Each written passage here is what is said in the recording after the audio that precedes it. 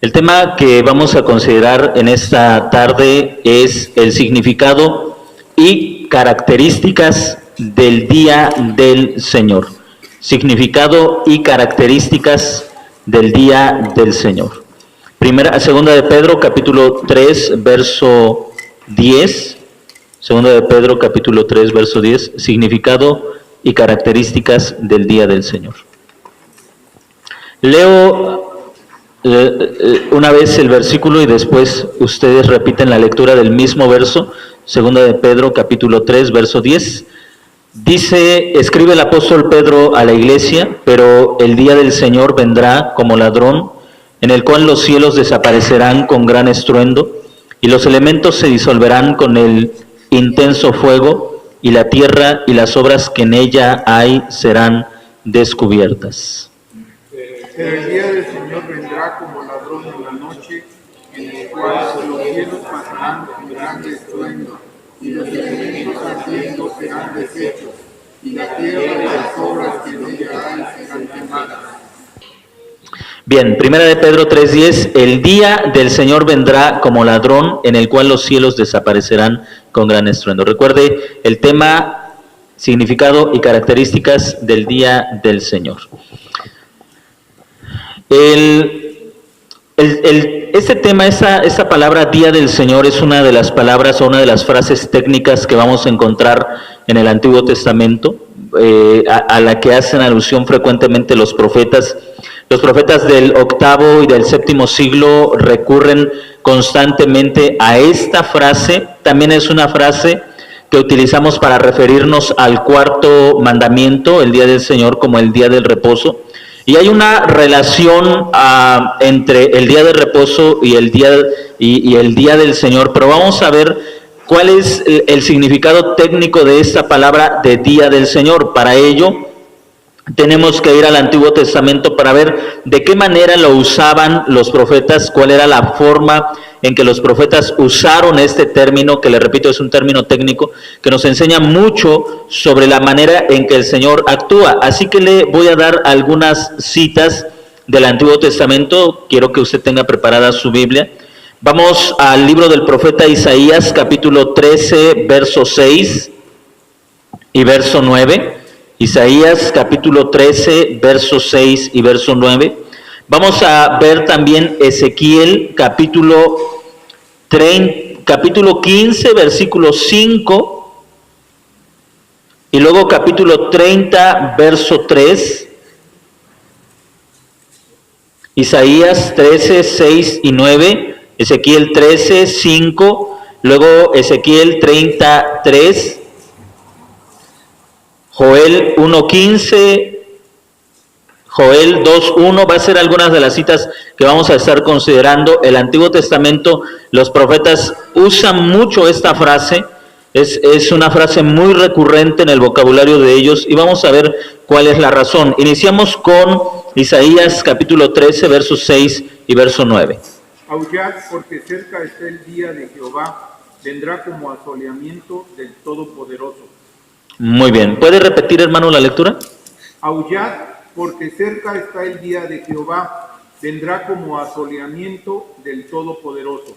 Cerca está el día de Jehová o el día del Señor. Aullad, dice. Ya la idea de aullar, hermanos, nos habla de un día de mucho sufrimiento, un día de mucha agonía. Por eso esa manera en que el profeta dice aullad, es decir, gemid, giman, porque cerca está el día del Señor, un día de asolamiento, es decir, un día de destrucción. Vamos con la siguiente cita, Ezequiel capítulo 13, verso 5. Ezequiel. Sí, Isaías, sí, el verso 9, ¿verdad? Nos faltó. Isaías, verso 9, 13, 9. He aquí el día de Jehová viene, terrible y de indignación y ardor de ira, para convertir la tierra en soledad y raer de ella a sus pecadores. Hermanos, estos versículos están hablando acerca del juicio que iba a venir sobre Israel en la invasión babilónica. Pero yo quiero que usted, si tenemos tiempo en casa, lo lea con más cuidado y se va a dar cuenta que estos juicios, a pesar de que eran juicios locales, se anunciaban de manera universal, por decirlo así. La tierra va a ser destruida, la tierra va a ser asolada. Ahora, no es para menos, hermanos, que se hable en términos universales, por usar esa palabra, porque recuerde que en el Antiguo Testamento Israel fue escogido para ser luz de las naciones. Así que un juicio sobre Israel era seguramente un juicio sobre toda la humanidad, porque si la nación que había recibido luz andaba así, ¿cómo entonces quedaban los que no habían recibido tal revelación? Por eso es que estos juicios se anuncian de manera universal, como si toda la tierra fuera a ser destruida, aunque la historia nos enseña que el lenguaje era metafórico. Los mismos profetas nos enseñan después, al leer con detenimiento sus profecías, que todos estos juicios eran locales. Sin embargo, la severidad y la gravedad de los juicios no era para menos que se usara un lenguaje tan lleno de emoción, tan intenso, tan fuerte, de tanta desolación. Ahora sí vamos a Ezequiel capítulo 13 y verso 5.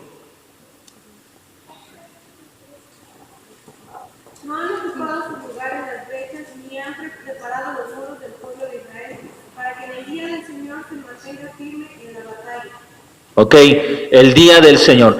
Noten ustedes cómo el término el día del Señor, en los versos que lo hemos estado estudiando, hace referencia a destrucción, a guerra, a asolamiento. El día del Señor entonces está relacionado con calamidades, con intensos sufrimientos, con intensa agonía. Por eso se le llama el día del Señor. Ahora, quiero que usted entienda algo. Cuando hablamos del día del Señor, no nos estamos refiriendo a un día, sino a un evento. ¿Sí? No a un día de 24 horas, sino a un evento.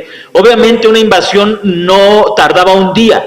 Así que el día del Señor no es un día de 24 horas, sino era un evento anunciado, profetizado anticipadamente por los profetas. 33 del mismo profeta Ezequiel.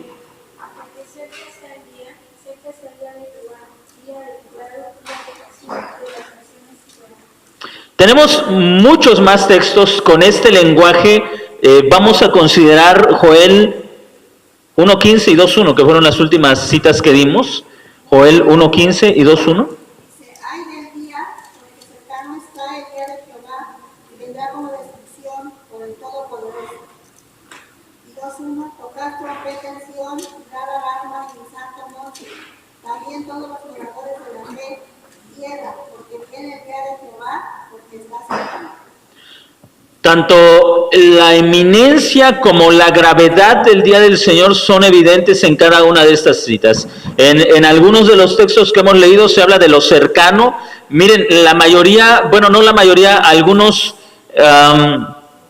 estudiantes de la Biblia leen estos textos y siempre piensan en el futuro. Dicen ellos, esto hace referencia al fin del mundo. En realidad, hermanos, los profetas no estaban hablando de cosas que iban a acontecer al final del tiempo, sino de eventos que estaban por suceder sobre Israel a causa de su constante rebeldía, a causa de su constante desobediencia. En los profetas del siglo 7 y el siglo 8, le repito, que son los profetas que son los que hablan antes del exilio y posterior al exilio, hacen referencia o usan mucho este lenguaje del día del Señor. Les voy a dar otras citas, hermanos, no las vamos a buscar, pero para que usted pueda ver que esta era una manera muy común de hablar en aquellos días. Por ejemplo, ahí mismo en el libro de Joel, en el capítulo 2, tenemos el verso 11, el verso 31, del mismo capítulo 2, verso 11, verso 31, capítulo 3, verso 14. Luego tenemos Amós 5, 18.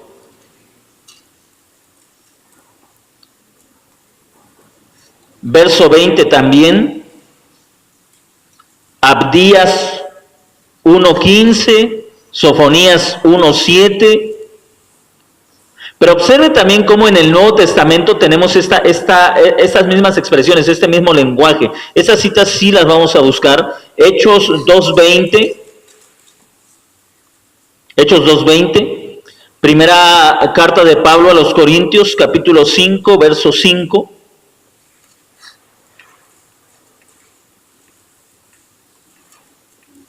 Segunda Corintios 1:14. Segunda Corintios 1:14.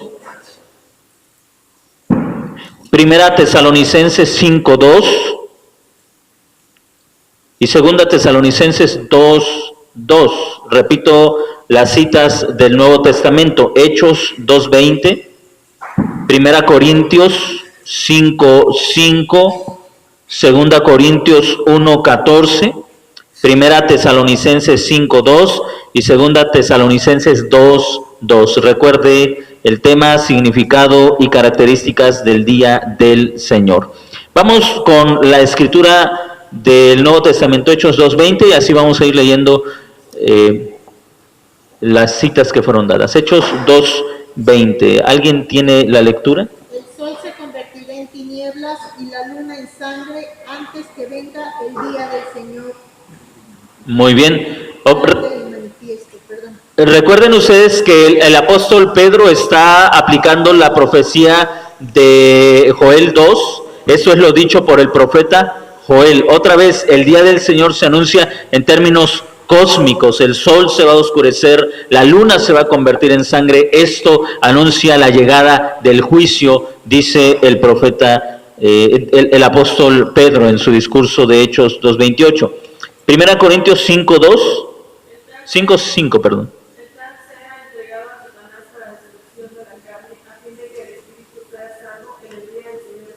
En el día del Señor Jesús. ¿Cuál es el día del Señor Jesús? En este contexto no estamos hablando del día de reposo, sino día de juicio. Día de juicio. El día del Señor Jesús es día de juicio. Segunda Corintios 1:14. También en parte habéis entendido que somos vuestra gloria, así como también vosotros la nuestra, para el día del Señor. En el Nuevo Testamento se sigue anunciando el día del Señor Jesús. Ahora, en el Antiguo Testamento se anuncia el día de Jehová o el día del Señor. En el Nuevo Testamento se anuncia el día del Señor Jesús. Lo que quiero que noten es que, hermanos, cuando hablamos del día, dos cosas estamos aprendiendo. Número uno, no estamos hablando de un día literal de 24 horas, sino que estamos hablando de un evento. Número dos, no estamos hablando de un único día, es decir, el singular, el día, no se refiere a un único día, sino a un evento o a eventos que han sido característicos de la historia humana y de la historia del pueblo de Dios. ¿Sí me está entendiendo? Por eso hablamos de un término técnico que hace referencia a los juicios. Cada juicio que el Señor ha derramado sobre la tierra, sobre la iglesia o sobre el pueblo de Israel, son llamados el día. ¿Sí? Es un término técnico, no son los días, sino el día es el término técnico que se aplica a cada juicio que el Señor ha derramado sobre Israel, sobre la iglesia y sobre la tierra misma. En Primera Tesalonicenses capítulo 5, verso 2. Porque vosotros sabéis perfectamente que el día del Señor vendrá así como ladrón de la noche. Muy bien. Y por último, 2:2 de la segunda carta a los tesalonicenses. Que no os dejéis mover fácilmente de vuestro modo de pensar, ni os conturbéis ni por espíritu, ni por palabra, ni por carta, como si fuera nuestra, en el sentido de que el día del Señor está cerca. En el sentido de que el día del Señor está cerca. Observemos entonces, hermanos, cuando hablamos del significado del día del Señor, ¿a qué estamos haciendo referencia? ¿Qué es lo que los profetas en el Antiguo Testamento y los apóstoles en el Nuevo Testamento entendieron sobre el día del Señor? Un evento de juicio. Un evento de juicio que debemos entender que hasta que llegue el momento en el que todo el plan redentor llegue a cumplirse, este evento no es algo que esperamos en el lejano futuro, sino que estamos aprendiendo, hermanos, a lo largo de estas predicaciones, que Dios siempre está activo en la historia y en la iglesia. En ese sentido, podemos ver, por ejemplo, que en el Evangelio de Mateo, en el capítulo 24 y 25, el Señor Jesús advierte a sus discípulos acerca del día en que vendrá el Hijo del Hombre, haciendo referencia a la destrucción del año 70. Pero cuando llegamos a Apocalipsis, también vemos que el Señor Jesucristo advierte del día del Señor cuando dice: si no, vendré a ti y te destruiré. Eso nos enseña, hermanos, que los juicios de Dios sobre la iglesia, los juicios del Señor, no se han agotado, ni se agotarán hasta que se llegue a su clímax, la redención. No sé si me está entendiendo. No se han agotado ni se agotarán. No es que el Señor ya actuó en el pasado y ahora no actúa. No se han agotado ni se agotarán hasta que llegue a su clímax, la redención. Incluso la Escritura nos enseña o nos muestra que la misma disciplina en la iglesia es una manifestación del juicio de Dios sobre los creyentes. Así que Dios juzga a la iglesia, ya sea colectivamente como un cuerpo o individualmente como creyentes. Llega el momento del día del Señor en nuestra vida de manera personal.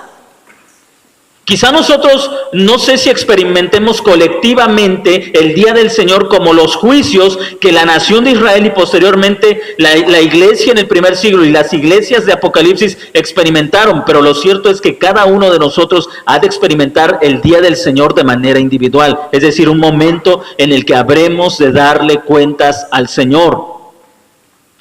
Si es bien cierto que hay un día en el que todos los hombres rendirán cuentas al Señor, también es cierto que cada uno tendrá que estar presente delante de Dios. Cuando el Antiguo Testamento entonces y el Nuevo Testamento hablan sobre el día del Señor, la referencia es a un día de juicio. Ahora observemos que el lenguaje, hermanos, es bastante dramático. El día en que el juez justo de toda la tierra se sienta y juzgó a los hombres, podemos ver en la historia la gravedad de esos juicios. ¿Cómo no sentir terror? ¿Cómo no sentir expectación ante dicho evento? Regresamos a la segunda carta del apóstol Pedro, capítulo 3, verso 10. El significado del día del Señor entonces es un día de juicio. Estamos hablando de evento y no de momento. No de momento, sino de evento. También estamos hablando de eventos, aunque el término técnico siempre va a ser el día del Señor. Podemos entonces decir que en el año 70, cuando la nación de Israel, cuando los judíos fueron destruidos, fue el día del Señor. Sin embargo, ese día no agotó los juicios de Dios sobre la tierra y sobre todo sobre la iglesia. No se han agotado sus juicios. En segundo lugar, las características del día del Señor. Observe usted cómo el verso 10 nos dice el día del Señor y luego dice vendrá como ladrón. La Reina Valera añade en la noche. Pero la idea es, hermanos, lo característico de este evento, para que nosotros lo entendamos, vamos a las palabras del Señor Jesucristo, que es donde probablemente el apóstol Pedro toma esta metáfora. Mateo capítulo 24, versículos 36 al versículo 43. Nadie sabe el día ni la hora en que yo vendré, no lo saben ni siquiera los ángeles del cielo. Es más, tampoco yo lo sé, solo Dios mi Padre lo sabe. Cuando yo, el Hijo del Hombre, venga otra vez, la gente estará viviendo como en la época de Noé. En ese tiempo la gente seguía comiendo, bebiendo y casándose, hasta el momento mismo en que Noé entró en la casa flotante y luego vino la inundación. La gente no sabía lo que pasaba hasta el momento en que llegó el diluvio y todos se ahogaron. Algo así pasará cuando yo, el Hijo del Hombre, venga otra vez. Si en ese momento hay 2 hombres trabajando en el campo, me llevaré a uno y dejaré al otro. Si 2 mujeres están moliendo granos, me llevaré a una y dejaré a la otra. Por eso estén siempre alerta, pues ustedes no saben el día en que yo, su Señor, vendré otra vez. Les aseguro que si el dueño de una casa supiera a qué hora va a llegar el ladrón, vigilaría la casa y no permitiría que el ladrón entrara. Del mismo modo, ustedes deben estar atentos y preparados, porque yo, el Hijo del Hombre, llegaré cuando menos lo esperen. Muy bien, gracias. El verso 43 nos da la metáfora del ladrón, pero ¿sabed esto? Si el dueño de la casa hubiera sabido a qué hora de la noche vendría el ladrón, velaría y no permitiría que horadara su casa. ¿Por qué al día del Señor o al día del juicio se le llama, se usa esta metáfora, vendrá como ladrón? ¿Por qué? Hay dos aspectos que hacen que este día sea como cuando un ladrón llega a una casa. Primero, lo sorpresivo, y segundo, lo inesperado de ese día. La sorpresa de que un ladrón llegue a tu casa. ¿Alguno de ustedes espera que un ladrón llegue a su casa? Si lo estuviéramos esperando, no sería sorpresivo, estaríamos plenamente preparados. Lo inesperado también. Todos nosotros salimos de casa con la plena certeza de que mientras estamos aquí, ninguna persona extraña está en casa, ¿no es cierto? Tenemos esa plena certeza. Cuando llegamos a casa y abrimos la puerta y nos damos cuenta que han vaciado nuestra casa, no decimos, lo sabía. Porque no lo estamos esperando. Al día del Señor o el día del juicio se le llama, se le compara con la visita o con la llegada de un ladrón a una casa. El hombre en esta metáfora, el dueño de la casa, llega a la noche, se acuesta tranquilamente, quizá toma las respectivas precauciones que debe tomar. Considere usted la diferencia de la casa en aquellos días a nuestras casas. El material de aquellas casas era diferente al nuestro. Dice esa versión que si el dueño de la casa supiera a qué hora de la noche vendría el ladrón, velaría y no permitiría que horadaran su casa. Los ladrones no entraban por la ventana, no entraban por la puerta. ¿Sabe qué hacían? Hacían un hueco, un hoyo en la pared. ¿Sí? El material era como el adobe, era material que se cae, se desborona. Así que no hacían ruido, no necesitaban golpear con un cincel para hacer el hoyo. Mientras por dentro el padre de familia descansaba tranquilamente, el ladrón se daba la tarea de minar la casa, de hacer un hueco donde pudiera entrar él y donde pudiera sacar las pertenencias. Tome en cuenta que ellos no sacaban pantallas, no sacaban refrigeradores. Ellos buscaban generalmente dinero y ropa cara, así que bien podía salir por ese hueco que abría. Cuando el padre de familia despertaba para el amanecer, era demasiado tarde. La casa había sido horadada. Habían entrado y habían salido. Las precauciones que ellos tomaban deberían de ser diferentes a las nuestras. El sueño profundo no era algo de lo que pudieran gozar muchas personas, mucho menos aquellos que tenían algo que cuidar en casa. Deberían de estar alertas si no querían que su casa fuera minada. Pero hay algo que nos enseña, hermanos, la característica del día del Señor nos enseña en primer lugar que es sorpresiva y que es inesperada. Pero tratemos de entender esto. A la luz de los pasajes del Antiguo Testamento y del Nuevo Testamento, ¿el día del Señor debe ser realmente sorpresivo e inesperado? No, cuando vemos que los profetas lo anunciaron, que los apóstoles lo hablaron, ¿por qué a Israel tomó de sorpresa el día del Señor? ¿Por qué en el año 70 el día del Señor vino de sorpresa? ¿Por qué a algunas iglesias de Apocalipsis el día del Señor vino de sorpresa? ¿Y por qué a muchos de nosotros como creyentes el día del Señor nos llega de sorpresa si es algo de lo cual la Escritura ha hablado y ha hablado tan claramente? ¿Por qué? La respuesta está en las mismas palabras que utiliza el Señor Jesucristo Y esto es parte del segundo punto que estamos viendo. Recuerda el primero, significado del día del Señor. Y el segundo, características de este día.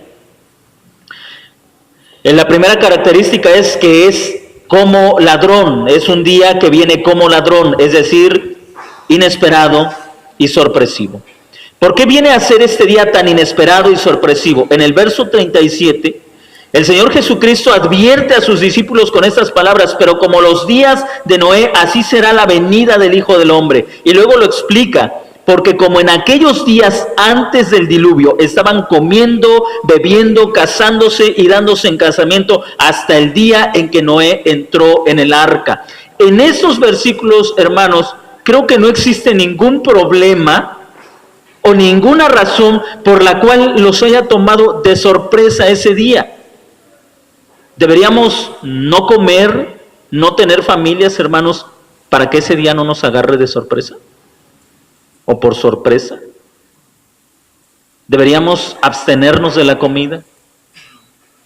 Los antediluvianos, dice el Señor Jesucristo, comían, bebían, se casaban, se daban en casamiento. ¿Dónde está el problema? El problema, hermanos, es que la rutina de la vida nos hace pensar que todo seguirá igual, así por siempre. ¿Se acuerda usted que ese fue uno de los argumentos que usaron los falsos maestros? Porque desde el día en que durmieron nuestros padres, todas las cosas permanecen igual. Noé anunciaba un juicio. Noé hablaba un juicio. Y la gente que vivió antes del diluvio pudo haber dicho: Noé, llevas años hablándonos de juicio y las cosas siguen igual. Nos casamos, comemos, bebemos. Nuestros hijos, nos casamos, tenemos hijos, nuestros hijos han crecido, se han casado y siguen teniendo hijos. La vida sigue igual. Noé, tú hablas de un juicio, pero la vida sigue exactamente igual. El asunto, hermanos, no es la falta de advertencia. El asunto es que vivimos como si todo lo que hubiera fuera lo que estamos viviendo en estos momentos. Nos llenamos, el Señor Jesucristo habla de un corazón lleno de afanes, lleno de ansiedad. Por ejemplo, observe usted en el Evangelio de Lucas, capítulo 12, versos 39 al 40. Lucas, capítulo 12, verso 39 al 40. Pero sabed esto, que si supiese el padre de familia a qué hora el ladrón había de venir, velaría ciertamente, y no dejaría minar su casa. Vosotros, pues, también estad preparados, que a la hora que no penséis, el Hijo del Hombre vendrá. Gracias. Y si usted observa en el verso...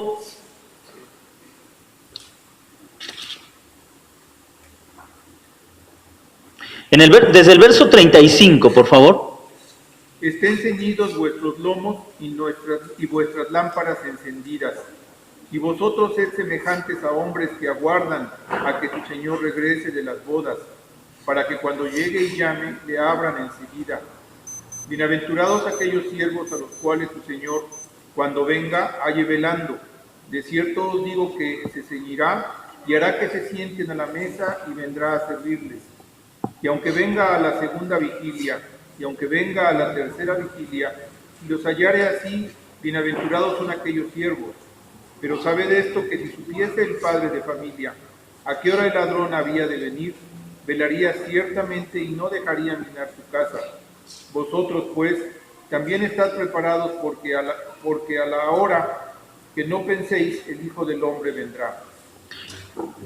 La advertencia del Señor Jesucristo hacia sus discípulos es que precisamente no piensen, como dice en el verso 36, sed semejantes a hombres que aguardan a que su Señor regrese. No piensen o no vivamos como si nunca fuéramos a enfrentar un juicio.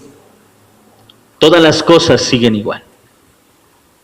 Cuando nosotros vivimos con la creencia, con la negligencia, con la idea de que nunca vamos a enfrentar un juicio, somos descuidados en nuestras vidas. Por ejemplo, como hijos. ¿Cuántas veces, hermanos, como hijos podemos pensar, he estado haciendo esto y mis papás no me dicen nada? Y cuando llega el momento del juicio, hasta se sorprenden o nos sorprendemos como hijos, ¿no es cierto? ¿Por qué? Porque no esperábamos ser llamados a cuentas, a juicio. Si regresamos a la carta del apóstol Pedro, la segunda carta del capítulo 3, verso 10, la idea del ladrón tiene que ver con lo inesperado y lo sorpresivo para una generación que no está esperando la llegada del juicio. Una generación que no está esperando ser juzgada por sus obras, una generación que no está esperando ser juzgada por sus acciones, una generación que piensa que todo lo que existe es esta vida, así que la vive tranquilamente, come, bebe, se casan, se dan en casamiento, sin considerar que tarde o temprano en esta vida o en la siguiente enfrentarán y enfrentaremos un juicio. Por eso es que Mateo capítulo 24, como ya hicimos la lectura, el Señor Jesucristo pone como ejemplo a la generación de Noé, y en el capítulo 24, verso 37, pero como en los días de Noé, así será la venida del Hijo del Hombre, porque como en aquellos días antes del diluvio estaban comiendo y bebiendo, casándose y dándose en casamiento hasta el día en que Noé entró en el arca. Observe el verso 39, y no se dieron cuenta. ¿Por qué no se dieron cuenta si Noé fue pregonero de justicia? Estaban ocupados. ¿Cómo es que no se dieron cuenta si Noé advirtió una y otra vez? Fue un pregonero de la justicia. Pero el verso 38 dice, verso 39, y no se dieron cuenta. Y observe usted la frase tan dramática, hasta que el diluvio llegó y se los llevó a todos. Incluso en nuestro tiempo, hermanos, la gente habla de catástrofes, habla de calamidades, pero nadie espera un juicio de parte de Dios. Aunque vivimos en una sociedad, hermanos, que está consciente, demasiado consciente de los problemas ambientales, demasiado consciente de la gravedad en la que se encuentra la humanidad, aunque están conscientes de ello, nadie espera un juicio de Dios. Todos esperan, por ejemplo, que haya repercusiones políticas, diplomáticas, militares, económicas, con la elección de Donald Trump, por ejemplo, pero nadie está esperando un juicio de parte de Dios. Todos esperan que los yihadistas en algún momento ataquen nuestro país, por ejemplo, como lo han hecho en otros casos, pero nadie espera un juicio de parte de Dios. Todos esperan un calentamiento o un enfriamiento en algunas partes del planeta a causa del calentamiento global, pero nadie espera un juicio de parte de Dios. Aunque todos están esperando una catástrofe a nivel universal, nadie está esperando que esto tenga alguna relación con Dios. De hecho, el mensaje es claro, es simple. Nosotros somos responsables de esta situación y nosotros podemos corregirla. Nosotros hemos traído a nuestro mundo a este punto y nosotros podemos volver atrás. Nosotros podemos reconstruirlo con nuestras propias fuerzas. Nadie espera un juicio de parte de Dios. Nadie. La gran expectación que produjo, por ejemplo, ya en el 2012, ¿no? Cuando la gente hablaba de que los mayas habían hablado o predicho la destrucción del mundo. Apenas ayer o antier estábamos viendo una película que tenía que ver con eso y pensaba dentro de mí lo que Jesús en la encarnación dijo no saber. Los mayas lo supieron mucho tiempo antes que él. ¡Wow! Lo que ni los ángeles sabían, o por lo menos así lo interpretó nuestra sociedad, ¿no? Los mayas ya lo conocían. Eso es sorprendente. A mí más inteligentes que los ángeles y más sabios que el propio Jesús.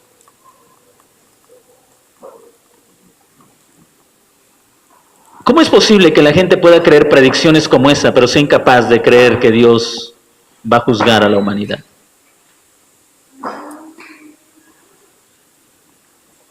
Las 4 lunas pasadas, ¿se acuerdan de que muchos cristianos las 4 lunas de sangre les provocó expectación? Porque las 4 lunas suceden cada no sé cuánto tiempo, y cuando ha sucedido ha coincidido con tal situación en Israel, con tal situación en acá y tal situación allá, y todos hablan como si el universo fuera el que rigiera la historia de la humanidad, o como si las lunas fueran las que rigieran la historia de la humanidad, y no entienden que eso no tiene que ver con las lunas, con el calendario maya, con el signo zodiacal. Eso tiene que ver con una humanidad que debe responder a su creador. El día del Señor, no el día de las lunas. El día de Cristo, no el día de los mayas. Esto tiene que ver no con enfrentarte con una luna impersonal, tiene que ver con enfrentarte a tu Creador, que demandará de cada uno respuesta por nuestras obras, sean buenas o sean malas. Y eso sí aterroriza. Porque si para muchos puede ser impactante una luna roja, ver al Creador cuyos cabellos son blancos como la lana y sus vestidos más blancos que la nieve, y que se sienta en un carro de fuego, eso habla de su santidad y de su justicia. Si una luna roja te impresiona, el Creador sentado en el trono sobre llama de fuego, que habla de su inmensa justicia y de su celo por su santidad, debe crearnos terror. Por eso es, hermanos, que a pesar de que la gente está hablando mucho de crisis, mucho de sufrimientos, mucho de que el mundo se va a acabar, entre paréntesis, usted y yo sabemos que el mundo no se va a acabar. Nosotros los creyentes no estamos esperando el fin del mundo, pero la gente suele hablar de eso. Y a pesar de que están esperando tanto el fin del mundo, el día de la ira del Señor les llegará de sorpresa, porque lo que menos esperan es comparecer ante el juez justo de toda la tierra. Eso es lo que menos esperan. Y por eso ese día será sorpresivo, como lo ha sido para cada generación. Mire si no siempre los días de juicio han sido sorpresivos. Génesis capítulo 19.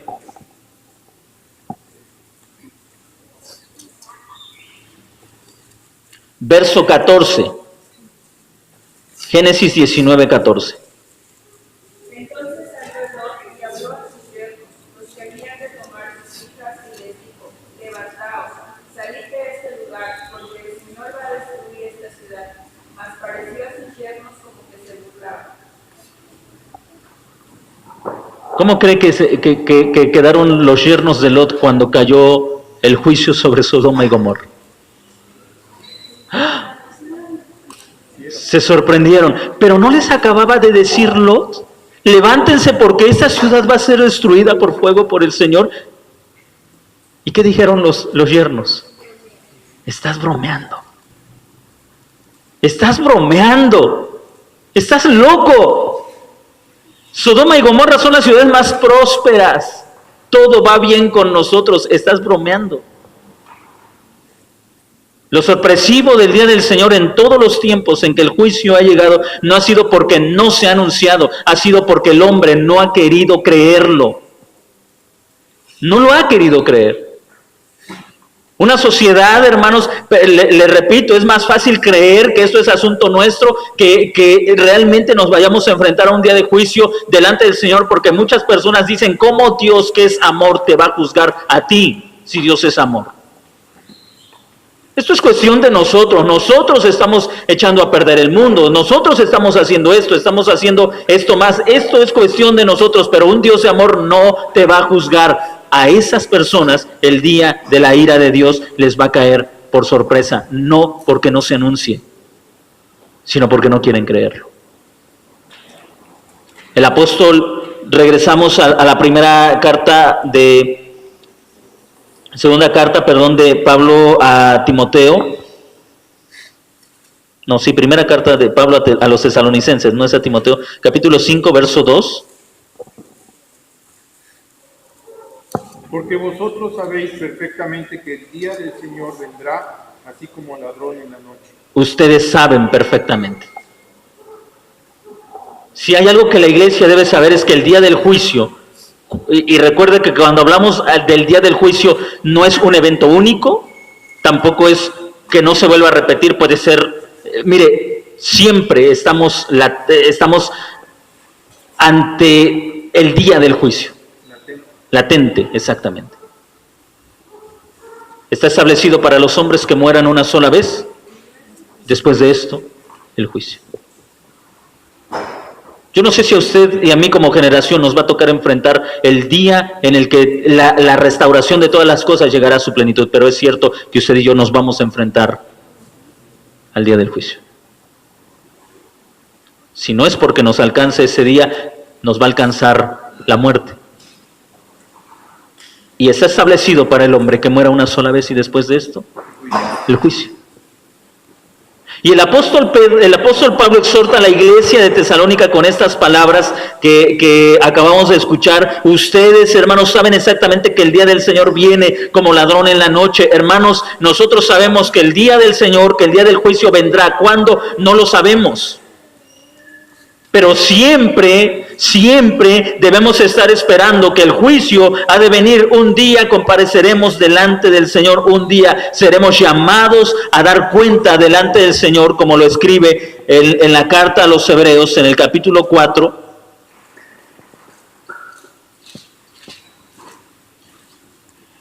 Hebreos capítulo 4, verso 13. No hay criatura escondida en su presencia. Observe usted estas palabras. Hebreos 4:13, no hay criatura escondida en su presencia, antes bien, todas las cosas están desnudas y expuestas a los ojos de aquel a quien tenemos que presentar cuenta. Cuando yo meditaba sobre esto, hermanos, realmente me invadió un gran temor. ¿Sabe por qué? Porque delante de usted o delante de cualquier persona yo puedo ocultar mis intenciones, puedo mentir, puedo engañar, puedo incluso una intención mala convertirla en algo bueno y usted terminar pensando, bueno, en realidad no es tan malo lo que hizo. Pero cuando leo las palabras del escritor a los Hebreos y llego y entiendo que mi vida, su vida, nuestra vida está desnuda, no solamente mis acciones, porque no solamente voy a responder delante de Dios por las cosas que he hecho, sino que mis intenciones, yo puedo esconder mis intenciones de usted. Usted puede esconder sus intenciones de mí, mis hijos pueden esconder sus intenciones. Todos podemos esconder nuestras intenciones unos de otros, pero delante del Señor, delante de Cristo, que ha de ser nuestro juez, están desnudas y expuestas, abiertas completamente a sus ojos. Y dice, delante de Él tendremos que dar cuenta, delante de Él ninguna excusa puede funcionar, ninguna. Porque antes que yo le diga por qué lo hice, Él lo sabe perfectamente. Yo puedo ocupar alguna excusa y puedo decir, Señor, tú sabes, no era mi intención. Y Él abrirá mi mente y me hará ver que era mi intención perfectamente. Yo lo quería, perfectamente yo lo deseaba. ¿Qué excusa puedo tener ante eso, mis hermanos? Si usted y yo podemos sentir la culpa de saber que nuestras intenciones pueden ser descubiertas por hombres que son semejantes a nosotros, que igual que usted y que igual que yo pecan, que igual que usted y que yo tienen malas intenciones, ¿qué será ser desnudo ante un Dios que es completamente santo? Que jamás ha hecho nada indebido, que nunca ha escondido sus intenciones, que es la verdad en todos sus caminos. A mí me llena de terror. Me llena de terror porque mientras viva puedo esconderme y puedo esconder mis intenciones, pero al pensar que estaré presente delante de Dios y que seré desnudado en mi pensamiento, en mi mente, en mis intenciones, hermanos, ¿a dónde puedo correr? ¿Qué excusa puede librarme de la justa ira de Dios? Cuando estaba leyendo esto, yo le decía al Señor en oración, Señor, no tengo otra cosa más que pedirte, que la sangre de Cristo cubra mi maldad, porque yo soy perverso en mi interior, tú lo sabes, no puedo ocultarlo. Si en este momento y sin la sangre de Cristo tú me llamaras a cuentas, ¿qué oportunidad tengo de escapar de tu ira, Señor? ¿Qué excusa puedo presentarte?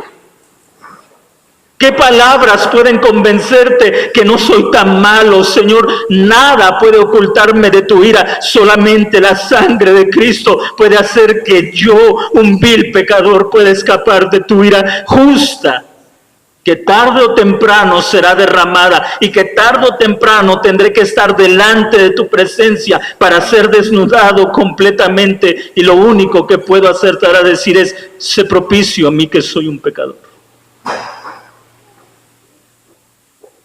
Por eso es que el apóstol Pablo le escribe a los creyentes de la iglesia de Tesalónica: en cuanto a aquel día, hermanos, ustedes saben que vendrá como ladrón. Y si sabemos eso, deberíamos estar advertidos y no vivir como si nunca fuéramos a responder delante del Rey, delante del juez justo de toda la tierra. Aunque a veces la vida cotidiana nos hace olvidar que estamos siendo observados por aquel que nos ha de juzgar.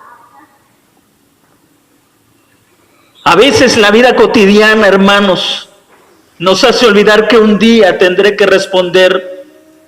que responder por la manera en que nos tratamos entre nosotros, la manera en que nos hablamos, la forma en que nos conducimos. Y no solamente eso, porque la manera en que nos tratamos está perfectamente y profundamente arraigado en el tipo de corazón que tenemos.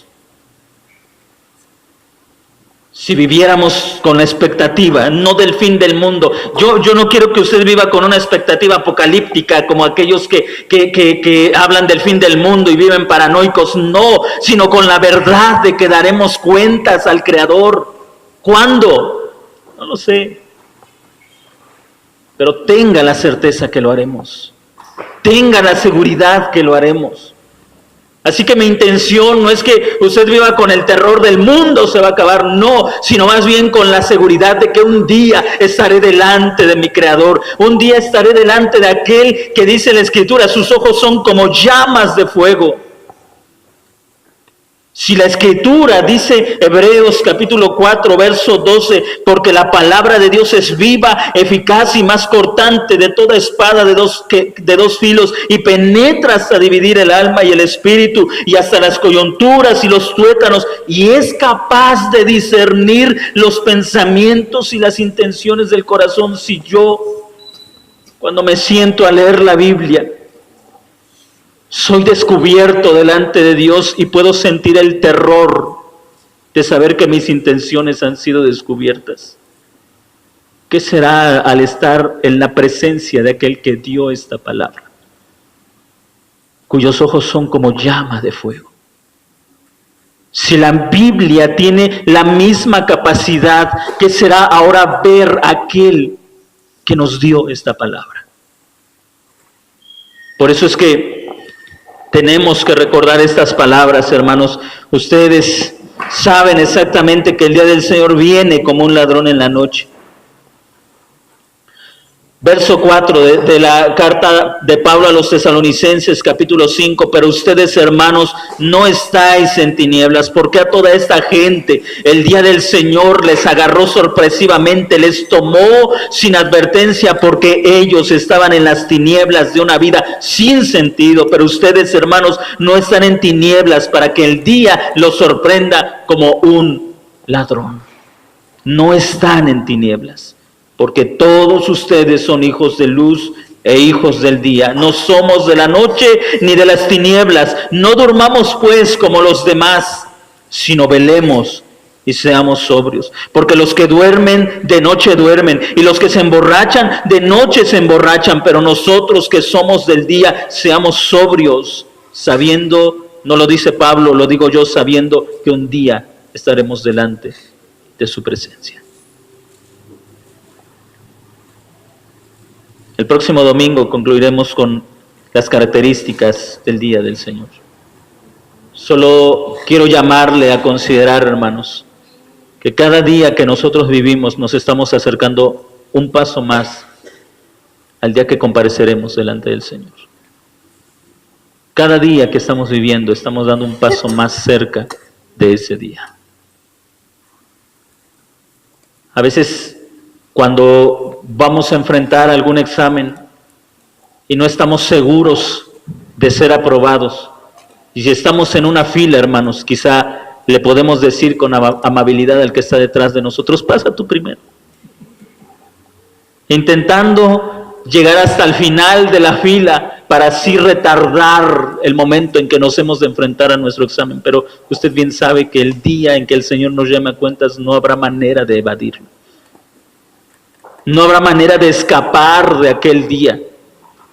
No habrá manera de decirle a las rocas, escóndeme del Señor, porque las rocas mismas nos descubrirán. No podemos escondernos en la peña, en esta imagen metafórica, porque cada vez, hermanos, que sabemos que nos vamos a enfrentar a un juicio, queremos escondernos. Metafóricamente, dice el Señor, querrán esconderse en las rocas, le dirán a las peñas, cae sobre nosotros, que el Señor no nos vea. Nadie nos va a esconder, nadie.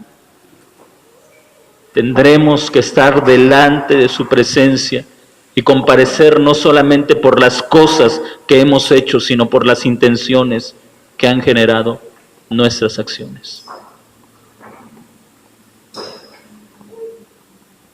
Hay cosas que a veces yo como esposo o como padre le puedo decir a mis hijos, o como pastor le puedo decir a la iglesia, hago esto porque los amo, pero Dios conoce la verdadera intención. Dios conoce la verdadera intención de mi corazón.